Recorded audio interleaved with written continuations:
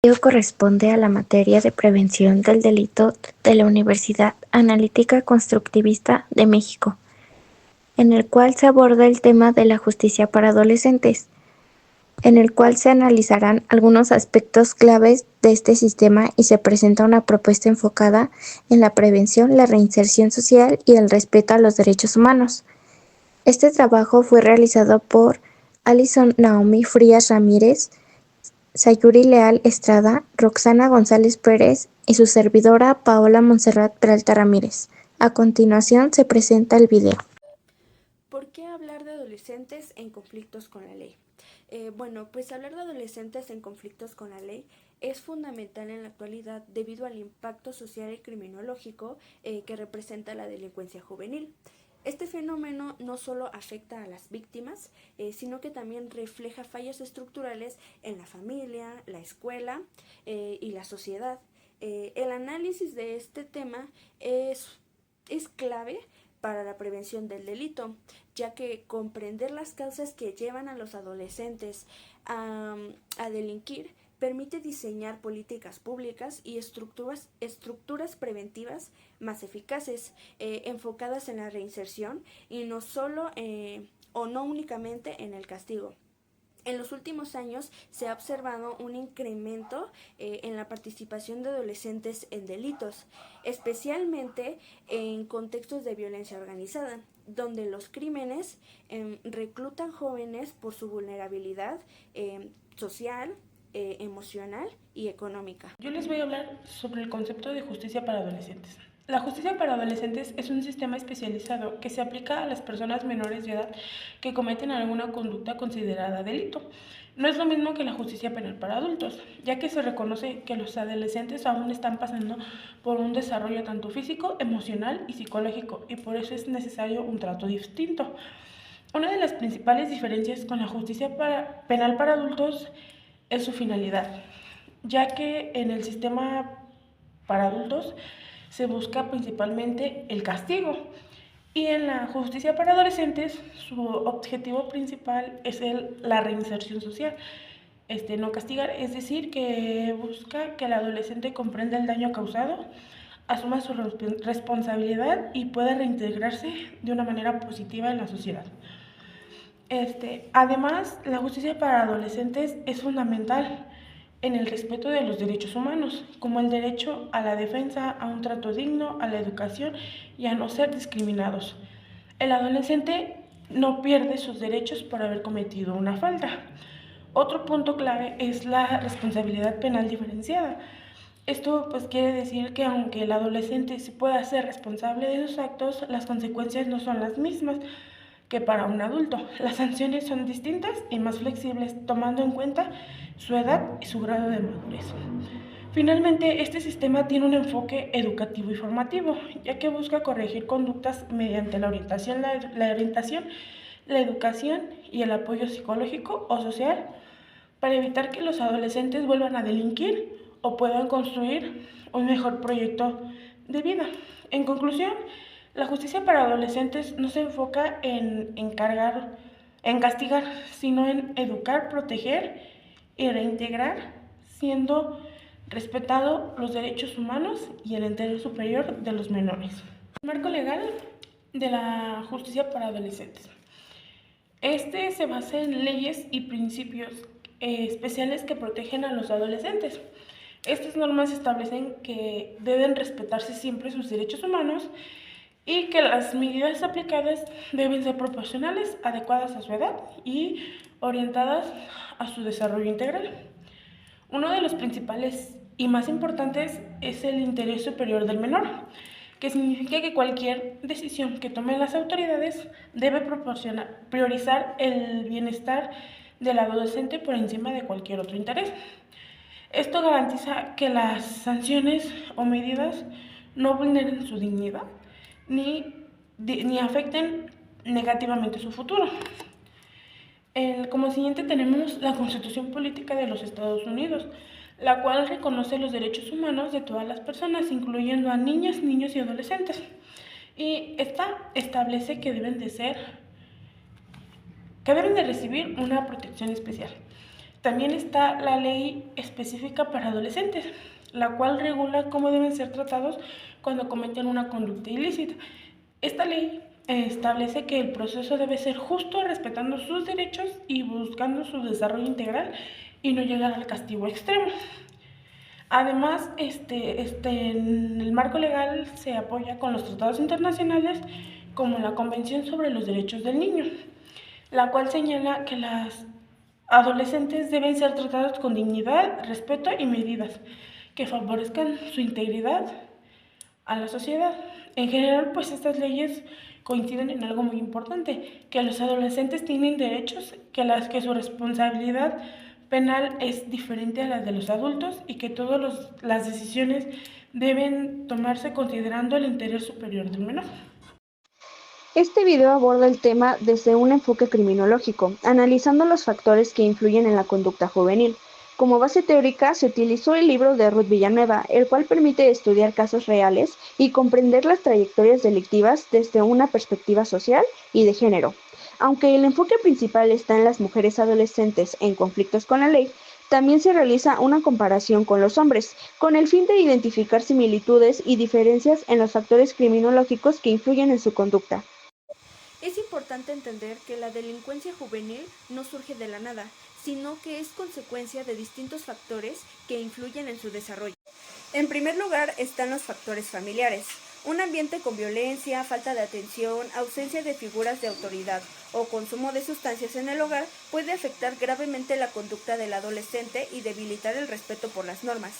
En segundo lugar, encontramos los factores sociales, como la pobreza, la desigualdad, la marginación y la normalización de la violencia en la comunidad.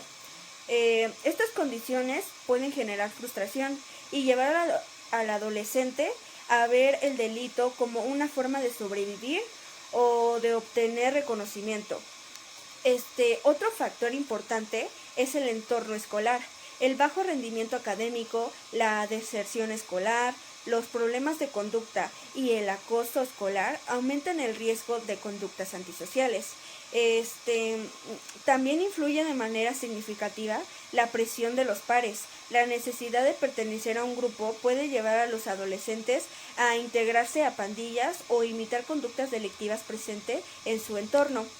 Por último están los factores psicológicos como la impulsividad, la baja autoestima, la falta de autocontrol y experiencias traumáticas no atendidas. Bueno, pues en conclusión, la delincuencia juvenil es un fenómeno multicausal que requiere atención integral para su prevención y tratamiento. ¿Quién delinque más, hombres o mujeres en México? Al analizar la delincuencia en México se observa una clara diferencia entre hombres y mujeres. De acuerdo con los datos del INEGI, en el año 2023, 8 de cada 10 adolescentes imputados por la presunta comisión de un delito eran hombres, mientras que alrededor de un 20% eran mujeres. Estos datos demuestran que la participación delictiva sigue siendo mayor en hombres. Esto no significa que las mujeres no estén expuestas a la violencia o a la delincuencia. De hecho, muchos de estos delitos victimizan más a las mujeres que a hombres, especialmente en delitos de violencia sexual o de violencia familiar. En el caso de delitos sexuales contra menores, más del 95% de los responsables son varones y solo una pequeña cantidad o porcentaje son mujeres. Aunque en los últimos años la brecha entre mujeres y hombres ha disminuido o se ha ido reduciendo en los últimos años, continúa siendo mayor la incidencia delictiva en hombres. Comparativa del antes y después del Sistema Nacional de Justicia para Adolescentes. En México, la justicia para adolescentes no siempre fue como la conocemos actualmente.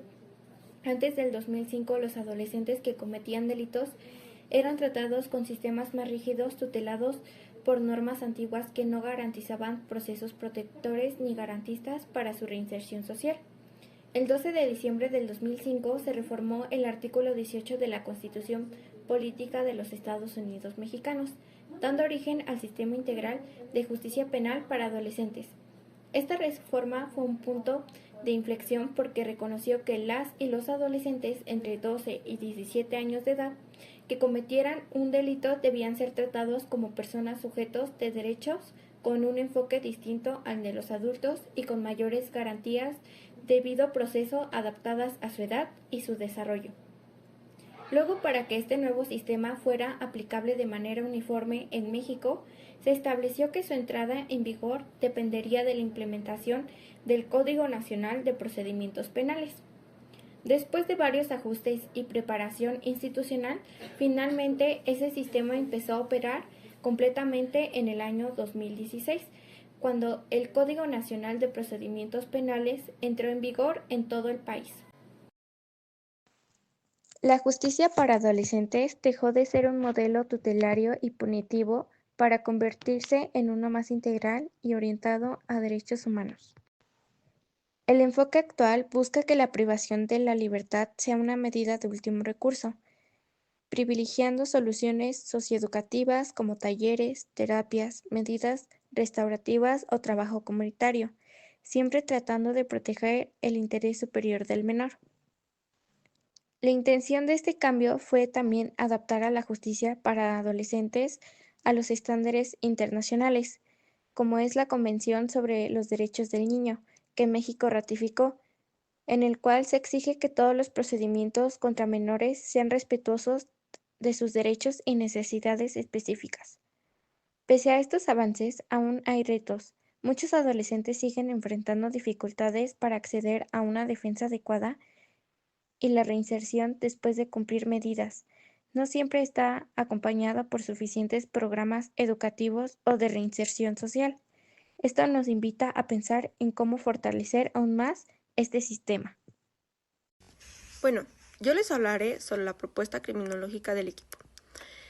¿Cómo podemos prevenir el delito juvenil? La criminología contemporánea señala que el delito juvenil no surge de manera aislada, sino como resultado de factores familiares, sociales, psicológicos y estructurales.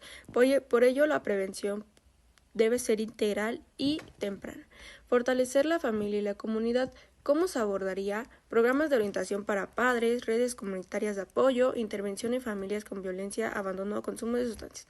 ¿Cómo prevenir el delito? Reduce factores criminógenos como abandono, violencia intrafamiliar y falta de supervisión. Atención psicológica temprana, ¿cómo se abordaría? Detección temprana de conductas antisociales, niños y adolescentes, atención psicológica gratuita en escuelas y centros de salud, tratamiento de traumas, impulsividad, consumo de sustancias y trastornos emocionales. ¿Cómo previene el delito? Atiende problemas antes de que se convierta en conductas delictivas, reduce reincidencia al mejor autocontrol y la toma de decisiones, evita la normalización de violencia como forma de resolver conflictos. Escuelas como espacios protector, cómo se abordaría programas contra el acoso escolar y la violencia, actividades culturales y deportivas artísticas, presencia de psicológicos, trabajadores sociales y orientadores. ¿Cómo se previene el delito? La escuela actúa como factor de protección y detección temprana, reduce deserción escolar, uno de los principales factores delictivos, promueve valores, habilidades sociales y proyectos de la vida. También tenemos programas de prevención en zonas vulnerables. ¿Cómo se abordaría? Intervención focalizada en colonias con altos índices delictivos, acceso a empleo, capacitación, becas y espacios recreativos, con coordinación entre autoridades, sociedad civil y comunidad. También tenemos en cómo podemos mejorar el sistema de justicia. Tenemos perspectiva de género, cómo se abordaría, capacitación obligatoria o operaciones del sistema de justicia, reconocimiento de desigualdad estructurales y violencias de género, atención diferenciada a mujeres privadas de la libertad. ¿Cómo se previene este delito? Evita la revictimización, mejora el acceso de justicia y la confianza institucional, atiende causas específicas que llevaron al delito. También tenemos tratamientos individualizados. ¿Cómo se abordaría? Evaluación criminológica y psicológica personalizada, clasificación penitenciaria adecuada, planes de intervención según el tipo del delito y perfil del infractor. También tenemos la propuesta para el sistema de justicia para adolescentes y su diferencia entre los programas actuales. En México existen programas para la atención de adolescentes en conflicto con la ley. Sin embargo, muchos presentan deficiencias como la falta de seguimiento posterior al agreso, la aplicación de modelos generales que no consideran las diferencias individuales y de género, la escasez de atención psicológica y la débil vinculación con la comunidad. Estas limitaciones provocan que los programas no logren reducir la reincidencia y funcionen solo de una manera administrativa. Frente a ello, la propuesta plantea un modelo integral de reinserción temprana con enfoque comunitario y de género, basado en un diagnóstico criminológico y psicológico individualizados desde el primer contacto con el sistema. Asimismo, incorpora una perspectiva de género real y un seguimiento obligatorio posterior al agreso con la participación de la familia y la comunidad. En conclusión, la propuesta busca fortalecer los programas existentes y transformar el sistema de justicia para adolescentes en una herramienta afectiva de prevención del delito y reducción de la reincidencia juvenil. También les hablaré sobre un caso real que es Jóvenes en conflicto con la ley en Ciudad Juárez, Chihuahua. El programa se llama Todos Somos Juárez 2010-2012. El contexto real del caso es que durante los años 2008-2011, Ciudad Juárez presentó un altísimo índice de delincuencia juvenil, homicidios y reclutamiento de adolescentes por el crimen organizado.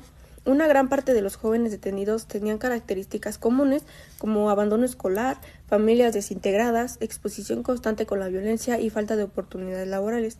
También tenían el consumo de drogas.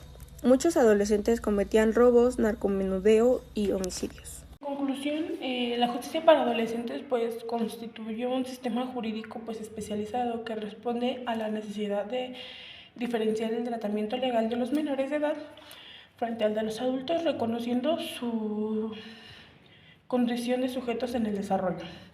Y pues en términos generales, la justicia para adolescentes presenta un equilibrio entre la exigencia de responsabilidad y la protección del desarrollo humano, contribuyendo no solo en la rehabilitación del joven infractor, sino pues también en el fortalecimiento del tejido social y la construcción de un sistema de justicia pues más humano, equitativo y orientado al respeto pues de los derechos fundamentales.